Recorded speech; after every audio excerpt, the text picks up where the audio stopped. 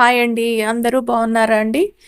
అందరూ ఇంకా బాగుండాలని మీకోసం ఈ వీడియో పెడుతున్నానండి. ఈ వీడియో చూడండి. మీరు కూడా చేస్తారని పెడుతున్నాను. చూసి ట్రై చేయండి. అందరికీ యూజ్ అవుతుందండి. లాస్ట్ వరకు స్కిప్ చేయొద్దు. ఇంకొక రిక్వెస్ట్ అండి. మీరు ఫస్ట్ సారి మా వీడియో చూస్తున్నట్టయితే సబ్స్క్రైబ్ చేసుకోండి మా ఛానల్ని.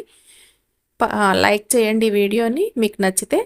మరిన్ని ఇలాంటి వీడియోల కోసం పక్కనే ఉన్న బెల్ ఐకాన్ని కూడా ప్రెస్ చేయండి. ఇంకా వీడియోలోకి వెళ్ళిపోదాం.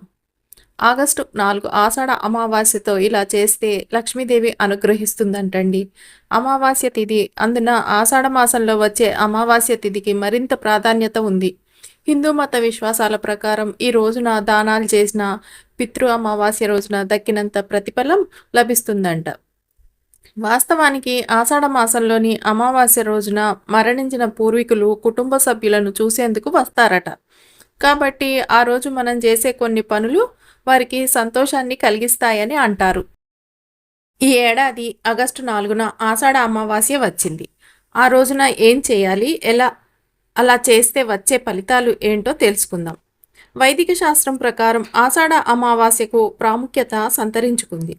ఎందుకంటే ఈ అమావాస్య తిథి శ్రీ మహావిష్ణువుకి అంకితం చేయబడిందట. ఈ అమావాస్య రోజున విష్ణువును పూజిస్తారు. ఆషాఢ అమావాస్య రోజున కొన్ని నియమాలను పాటిస్తే మంచిదని, వాటి ద్వారా అఖండ రాజయోగంతో పాటు లక్ష్మీ కటాక్షం పొందుతారని శాస్త్రాలు చెప్తున్నాయి. ఆషాఢ అమావాస్య రోజున పితృదేవుళ్లను స్మరించుకొని వారిని గౌరవించాలి. ఆషాఢ అమావాస్య రోజు పితృలకు పిండ ప్రదానం చేస్తారు.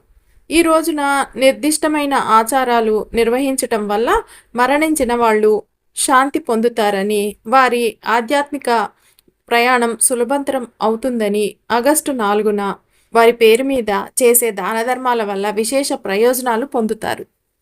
ఆషాఢ అమావాస్య రోజున ఉదయాన్నే స్నానం చేసి పూర్వీకులకు కుష నల నువ్వులు, తెల్లటి పువ్వులను చేతిలో ఉంచుకొని తర్పణం చేయాలి. అశ్వత్థ చెట్టు కింద ఆవరణతో దీపం వెలిగించాలి. ఈ వృక్షంలోనే మన పూర్వీకులు ఉంటారని నమ్మకం. ఆపై వారి పేర్లతో పేదలకు బట్టలు, ధాన్యాన్ని, పిండిని దానంగా ఇస్తే చాలా మంచిదంట. అలాగే ఉప్పు, పంచదారను కూడా దానం ఇవ్వవచ్చును.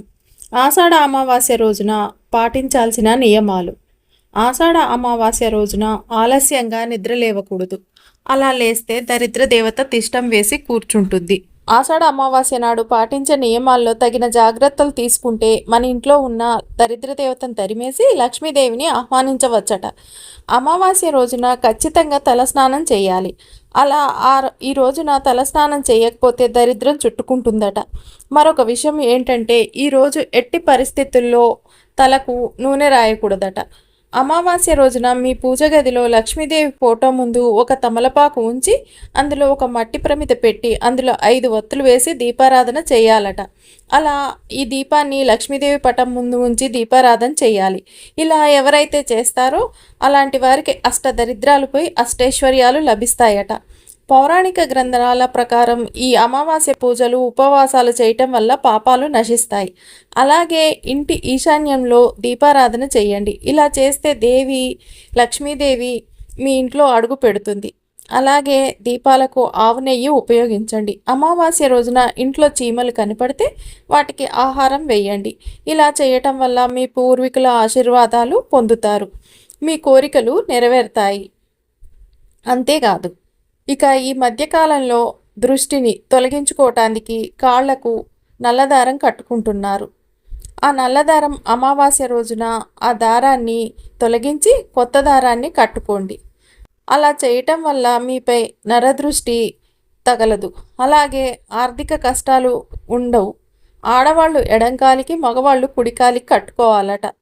అమావాస్య రోజున సాయంత్రం సమయంలో ఒక రాగి చెంబులో నీళ్లు తీసుకొని దాన్ని ఇంటి గుమ్మం ముందు ఉంచాలంట.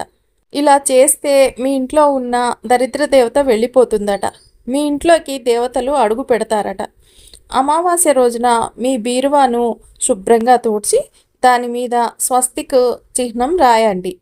మీ బీరువాలు చిన్న లక్ష్మీ కాయిన్ లేదా లక్ష్మీ ఫోటోను ఉంచటం వల్ల బీరువాలో లక్ష్మీదేవి స్థిరంగా నివాసం ఏర్పరచుకుంటుందట. తద్వారా మీరు ధనవంతులయ్యే అవకాశాలు కూడా ఉంటాయట. లక్ష్మీదేవికి ఎరుపు వస్త్రం ఇష్టం.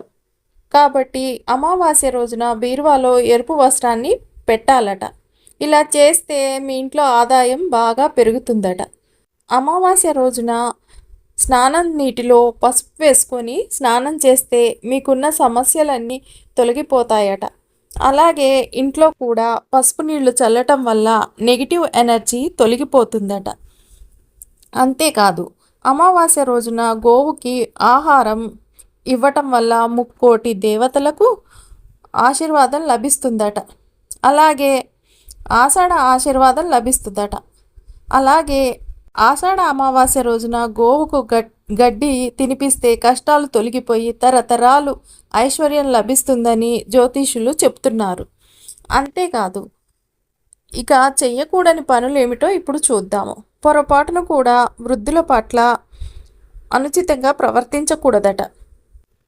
మద్యం మాంసాన్ని ముట్టడం కానీ గొడవలు పడటం కానీ చెయ్యకూడదు. అంతేకాదు ఆషాఢ అమావాస్య రోజు ఎవరైనా భిక్షగాడు మన ఇంటికి వస్తే ఖాళీ చేతులతో కూడా వాళ్ళని పంపించకూడదట. దాంతోపాటు అమావాస్య రోజు నూతన వస్త్రాలు, చెప్పులు అమావాస్య రోజు అస్సలు కొనుగోలు చేయకూడదు. లక్ష్మీదేవితో సమానమైన బంగారు ఆభరణాలు కూడా కొనుగోలు చేసేందుకు అమావాస్య మంచిది కాదట. ఇది ఫ్రెండ్స్, ఈ 4వ తారీఖు వచ్చే ఆషాఢ అమావాస్య రోజు చేయవలసిన పనులు, చేయకూడని పనులు ఇవేమిటో నాకు తెలిసినవి మీకు చెప్పాను. మీకు ఈ వీడియో నచ్చిందని అనుకుంటున్నాను. మీకు నచ్చినట్టయితే మీకు తెలిసిన వారందరికీ షేర్ చేయండి. Thank you.